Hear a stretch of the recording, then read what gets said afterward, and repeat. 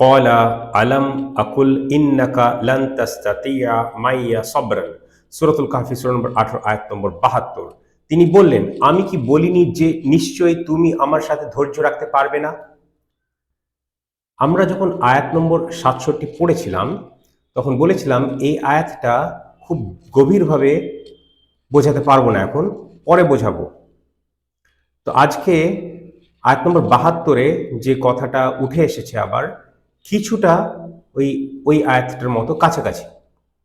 তো আজকেও পুরো ব্যাপারটা বোঝাতে পারবো না, পরে বোঝাবো। কিন্তু একটু একটা ধাপ আমরা এগোলাম এবং সেই ধাপটা আমরা একটু অল্প বিস্তর বলে দিই।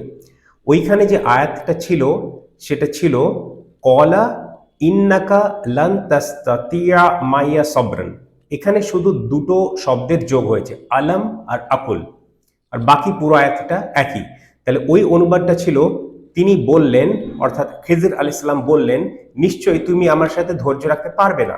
ওখানে প্রশ্নসূচক তো ছিল না, মানে ডিক্লারেটিভ সেন্টেন্স ছিল বলা চলে, ফুল স্টপ দিয়ে বলতে পারতাম, বা একটা এমফাসিস যেহেতু আছে সেটা এক্সক্লেমেটরি সেন্টেন্সও বলতে পারতাম এক্সক্লেমেশন মার্ক দিয়ে। ঠিক আছে, এইটা এখানে দুটো শব্দ জুড়েছে আর কিচ্ছু তফাৎ নেই। ফার্স্টে এই দুটো শব্দটা বুঝে নিই।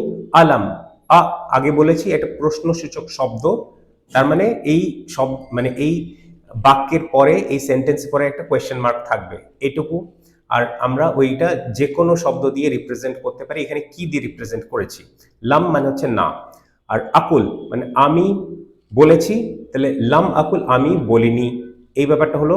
তাহলে আমি কি বলিনি যে নিশ্চয়ই তুমি আমার সাথে ধৈর্য রাখতে পারবে না, এবার প্রশ্নসূচক বাক্য এটা হয়ে গেল এক্সক্লেমেটরি বা normal declarative sentence, full stop দিয়ে বা দাড়ি দিয়ে বা মানে এক্সক্লেমেশন মার্ক দিয়ে আর থাকলো না, কারণ আছে, আলাম ওই আছে।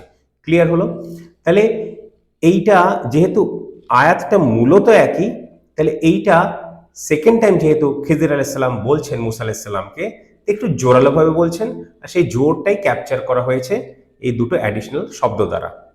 সেখানে কি ছিল? তিনি বললেন নিশ্চয়ই তুমি আমার সাথে ধৈর্য রাখতে পারবে না। আরেকটা জিনিস বলে রাখি, তখন কোনো কিছু ঘটনা ঘটার আগে উনি কথা বলেছিলেন অনুমান ভিত্তিক, মানে উনি তো জানেন কি হবে, কারণ আল্লাহ সুবহানাহু তাকে নলেজ দিয়ে রেখেছিলেন।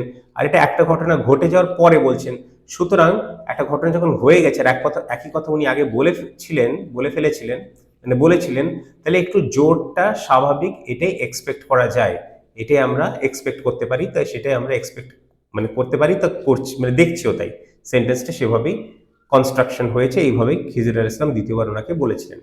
ঠিক আছে, তাহলে তিনি বললেন আমি কি বলিনি যে নিশ্চয়ই তুমি আমার সাথে ধৈর্য রাখতে পারবে না? এইটা ছিল এই আয়াতটা।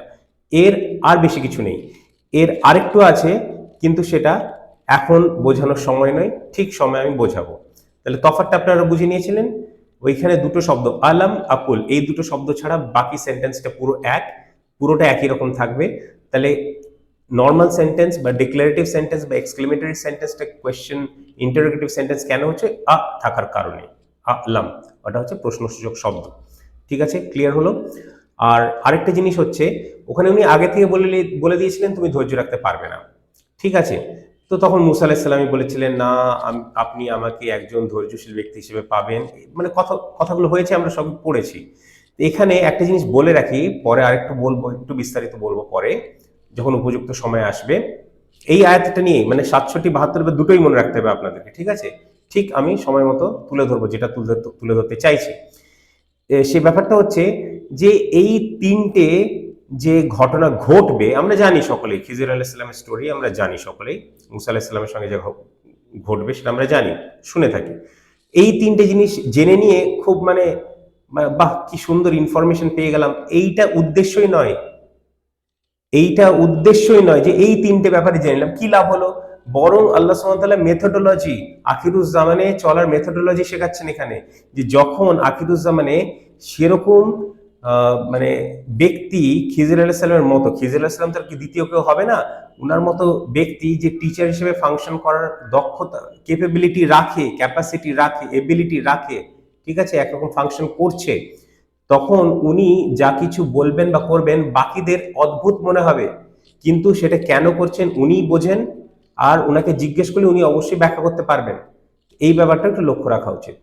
তো এটাই শেষ, আমরা একবার প্রথমে তাজভিদুল্লাহ, এখন গ্রামাটিক্যাল বলে একবার আরবি আয়াতটা পড়ে নিই, অথবা বাংলাটা আরেকবার পড়ে নেব।